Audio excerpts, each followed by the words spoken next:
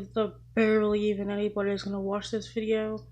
So the recent Looney Tunes Collector's Choice Collection thing, Blu-ray edition, whatever, seems to be doing successful. So let's look back on one of the Looney Tunes' failed efforts to do a DVD series, the Looney Tunes Superstars Triple Pack. I don't know why it doesn't just say that. Why say family multi-features under triple pack? I mean, that would make no sense.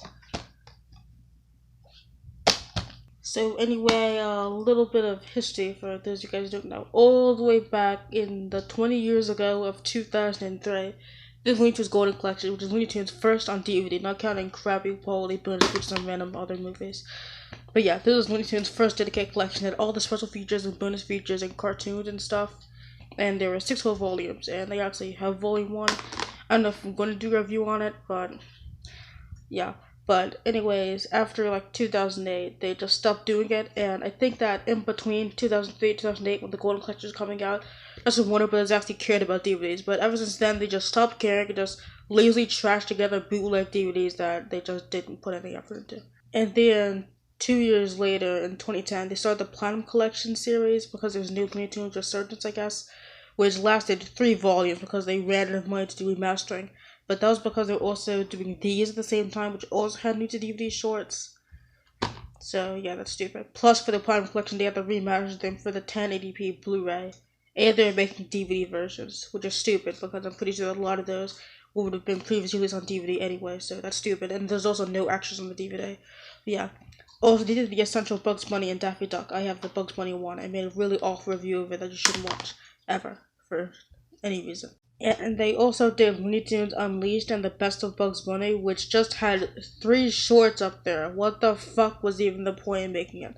They just ran out of money, and there's a bunch of other random things, including the Pokey Pig 101 set and the Bugs Bunny 8th Anniversary set. Now there's the Collector's Choice, which is presenting shorts not released before. But yeah, anyway, let's go to these superstars. So we have 45 cartoon classics with Bugs Bunny, Falcon Leghorn, and Roadrunner and Wild Coyote. Also, for some reason, it includes the first one, which is this. The Falcon one, which is 3rd, and the Roadrunner one is 5th. I don't know why they don't just include the first 3. I think that would be more convenient. But I think I just want to be stupid as possible. There was another one of these Superstars Family multi-feature things released, which had a couple of other random ones I can't think of off the top of my head. But yeah. Only 2 of the Superstars releases were released in this family multi-feature packaging.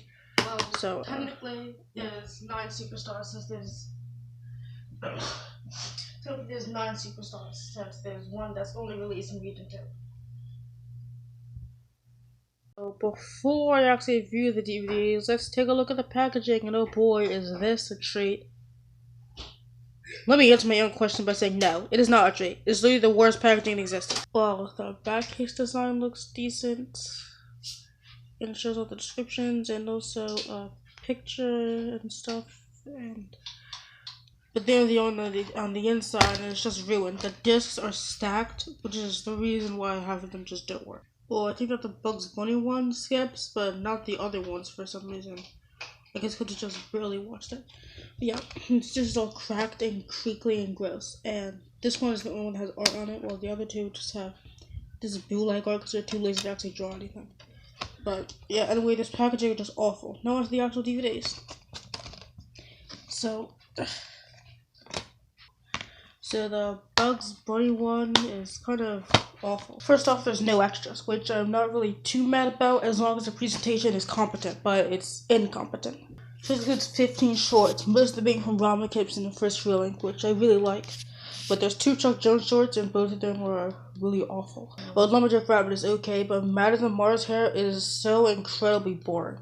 Anyway, for these 15 shorts, 9 of them are in widescreen, which is the one made after 1953 or during 1953, whatever. Yeah, they were made in widescreen. Apparently because that was the original ratio, which I thought was just a trick to trick you into thinking that was the real reason. But the actual real reason is because the people are stupid and want to fill up their whole TVs. But why didn't they just do all the shorts like that, at least give you an option?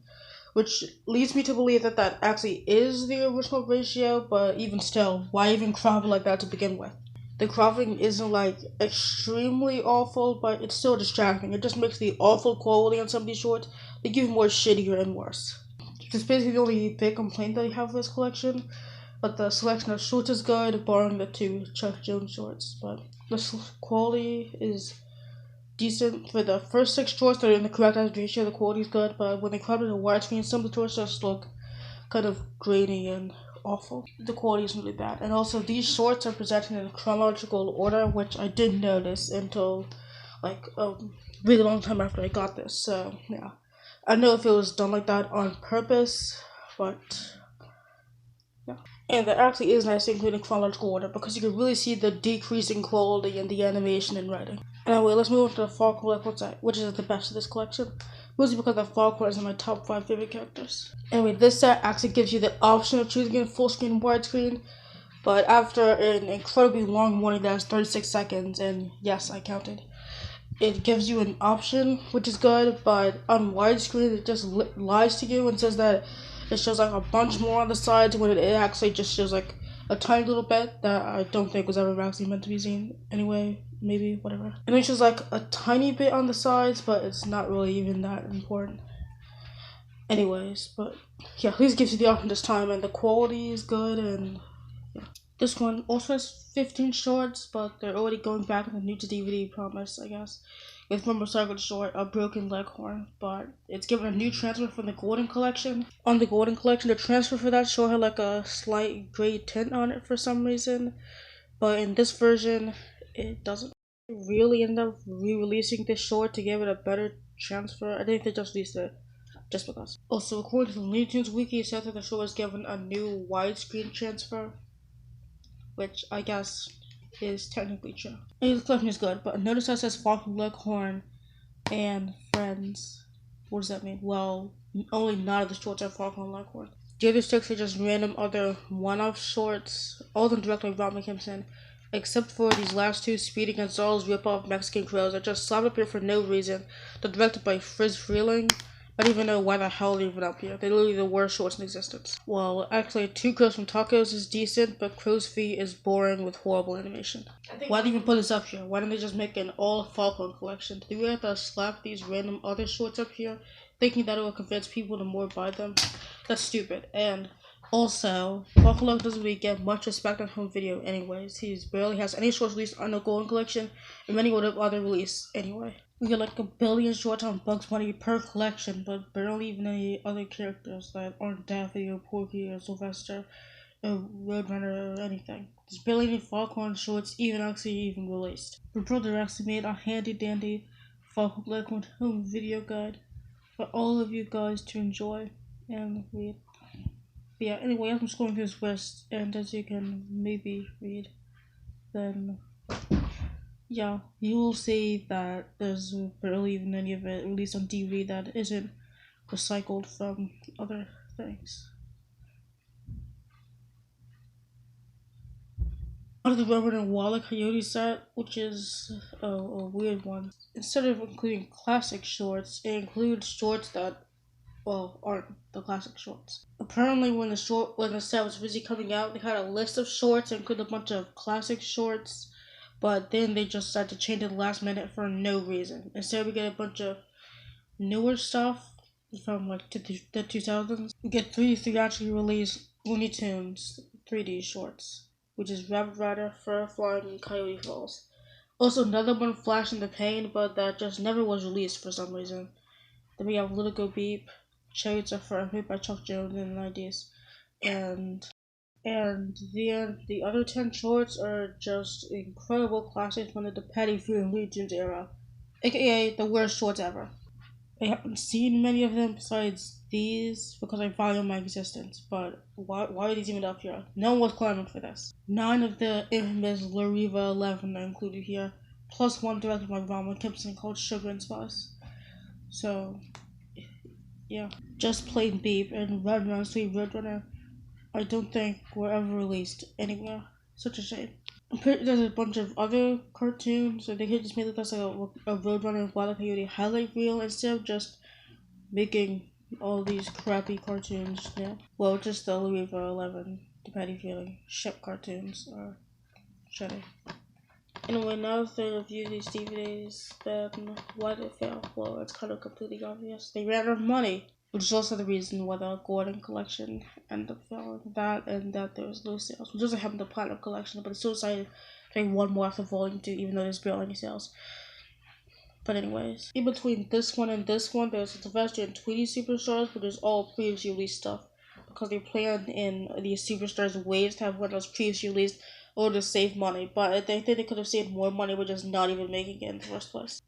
Also, speaking of that one, wait, actually, I think that this one was the first one to have a cheap, lazy bootleg menu, which is the same for all the other ones, except for I think that they changed the text above it, so it's not just generic Looney Tunes Superstars. And also, this is just the stupidest and worst screen selection menu I've ever seen in all of my existence. Anyway, here's the incredibly amazing and great menu.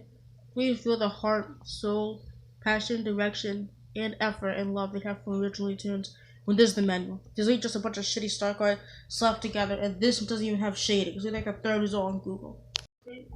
So, anyways, in conclusion, this series failed because, well, yeah, they didn't get enough money.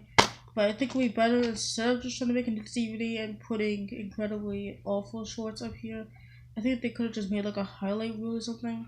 I'm pretty sure there's a Pepe Superstars and a Sylvester and Hippie Hopper Baby Kangaroo collection thing, plus some Sylvester Jr. shorts. And I think that this, since it's full filmography, then that relates more to me talking about the highlight reel thing instead of making a new DVD, which results in collections like Robot and Water Coyote, which just has a bunch of other random shorts, including the horrible, depraving feeling crap shorts that no one asked for. So anyway, join us next time where I stuff an orange in my nose and then I snort it into my face. Bye.